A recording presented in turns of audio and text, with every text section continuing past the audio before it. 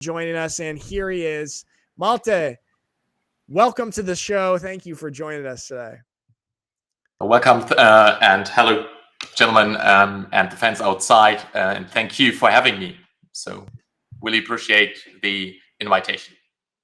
Absolutely, Malte. Now, we have heard that there's going to be a couple of rule changes in the ELF this year. Can you tell us about what these rule changes are? What do we need to know? The fans, what do we need to know?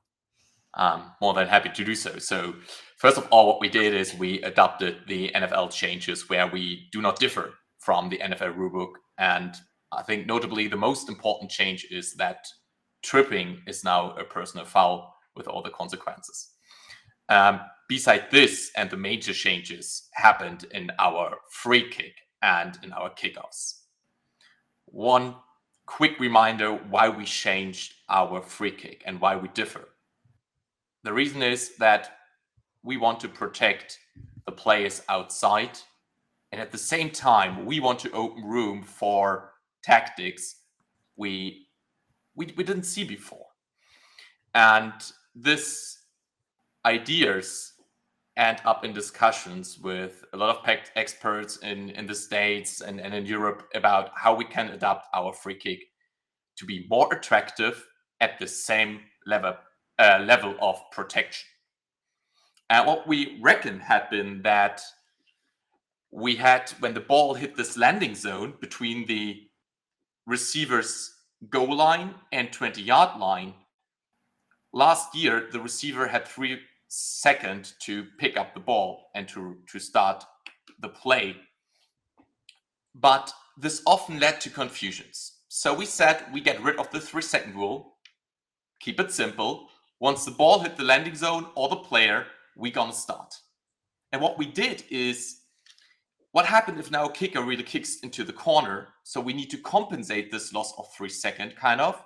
And we introduced the option for the receiving team to add a second returner.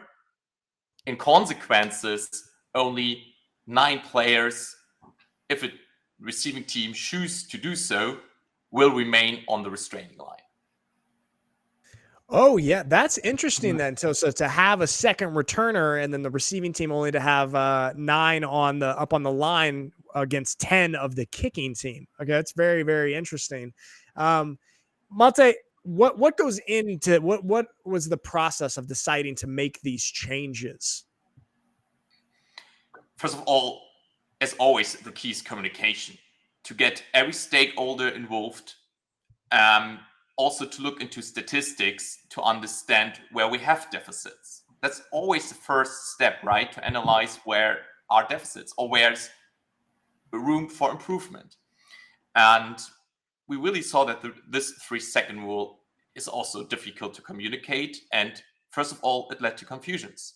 And the next process is to talk to guys, in our case, also to Dean Blandino, who introduced this whole kickoff in the States, and we met. And then every stakeholder get involved, like Nomi and Patrick, and then we discuss and we try to find a solution for it. And then it is put into words, which is then again heavily discussed as always. And then we end up with a final wording. I love that. So Malte, obviously with the ELF's kickoff rules and the NFL's changes, did you see the NFL making that change coming? And how did you feel when they made it official? I'm not allowed to talk certain talks we had. Okay, all right. No, Nice. I think we saw this process already running back in the last years, right? We saw that in the XFL, we saw that in our league, and we saw the need for player protection. And as always, we need to strike a balance between player protection, but also having an attractive sport. And let's be honest, collisions are part of our sport, right? And between these two sides, you need to path a way, and sometimes you need to go new ways. And so I was pretty sure that the NFL will change the free kick. Of course, in such a big project like the NFL, you cannot change it overnight. But I'm pretty sure we all saw it coming. And yes, it's great to see that they took over a similar free kick idea as we have implemented last year. Yeah, I mean, the free kick for the kickoff is an absolute game changer. I think what you just touched, the combination of safety, player safety, but then having attractive things and exciting things happen on the field. And just a shout out to Devin Burrell last year, who I think had 6 kick return touchdowns. And I think that this kickoff style is very conducive to having these. Malte, I don't know if you can answer this. I don't know, but I'm wondering, obviously there's changes, rule changes every single year with football. Obviously the ones you just touched on with the free kick and the tripping. Looking forward, are there any rule changes that you foresee happening in the future? Maybe not necessarily for the ELF. If you can talk, I don't know if you can talk about that, but for football in general, what are some other rules that you think might be changing in the coming years? Whether we like it or not, but I think player safety also in the last years is the intention of how rule changes develop over years. And we see that this, I think, will lead to even more rules restricting the way how we block. So I think this kind of is foreseeable. And we can see that especially fans outside and other experts inside the leagues are discussing this development as well. Nice. What we see also in the latest developments in NFL, right? Yeah. And in my perspective, the question I ask myself is, where is the line where we have balanced these two interests I have talked a moment ago? Yeah. The interests of player safety, but also having an attractive sport, which includes collisions. Yeah. And I think we will see developments back and forth over the next years. What exactly will be changed? I'm not sure at the moment. Maybe especially blocks below the waists is always a topic. I mean, when you played, you could legally block below the waist, of course, Right. with certain restrictions, but it was legal, right? Nowadays, you can't. Not as a receiver or slot receiver. There's nearly no way to block below the waist.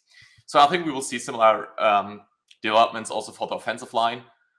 This is, I think, what I expect. But let's see. Over there, and in the States, there's so many experts which really use a lot of statistic to analyze risks and to go into risk assessment and to find the right degree of which risks we want to take. And in the end,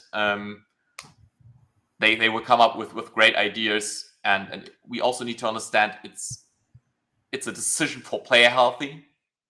And also it's always a business decision, especially when it comes from the NFL.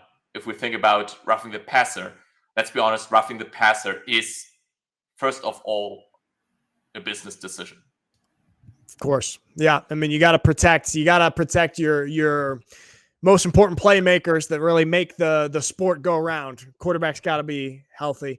Could you touch, Malte, on kind of what it is like to be a referee, an official in the ELF, and how do you guys prepare for the season? What goes into preparation, getting ready for the season? A lot. I think, the players earn it that we prepare with the same intensity like they prepare for the game. And also the fans and the sport itself needs it. So what we basically do is we're already starting in November with our preparation. Before in October, we start with our selection process for new candidates who wants to join our league.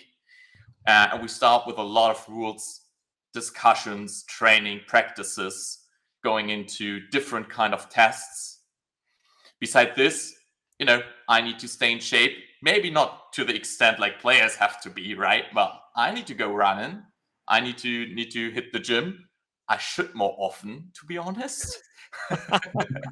And then we go into the second phase, which starts normally like in March, where we then talk about our mechanics, how we move over the field to have, as a team, the right angles to check every aspect of a play.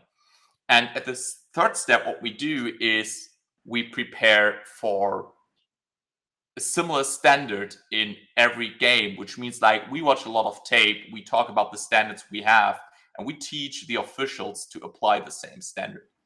Of course, let's be honest, we are all human beings, right? We all do mistakes. Mistakes can happen. And secondly, we all have kind of a different discretion, but we try to find a common standard by a lot of videos.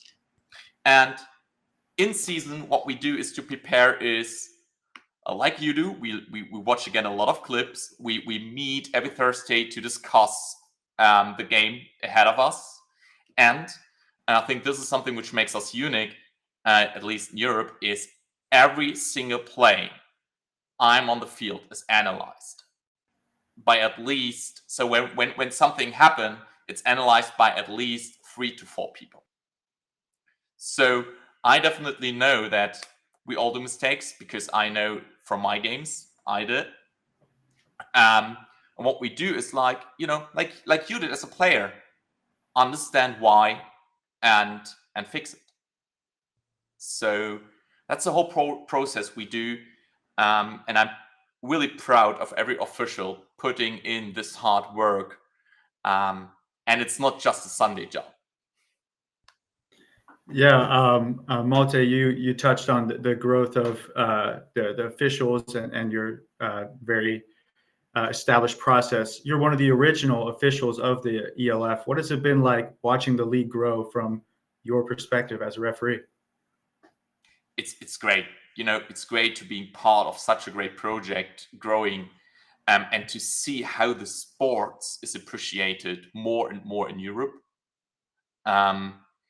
I think this is a development the sport deserved, because it's so unique, with a combination of tactics on the one hand side and still this really athletic aspect we have on the field. And I think we all together, including the fans, are doing a great job to transport this message day by day, year by year. And I really hope we continue this progress. Malte, that is fantastic, man. We're so thankful to have officials and people like you with your abilities and your dedication to be involved in the sport on this level.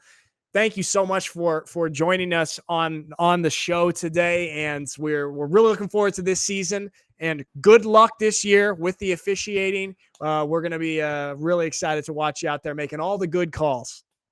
Thank you very much, and Willie, thank you for having me. Appreciate your works. Thanks, Malte. Bye.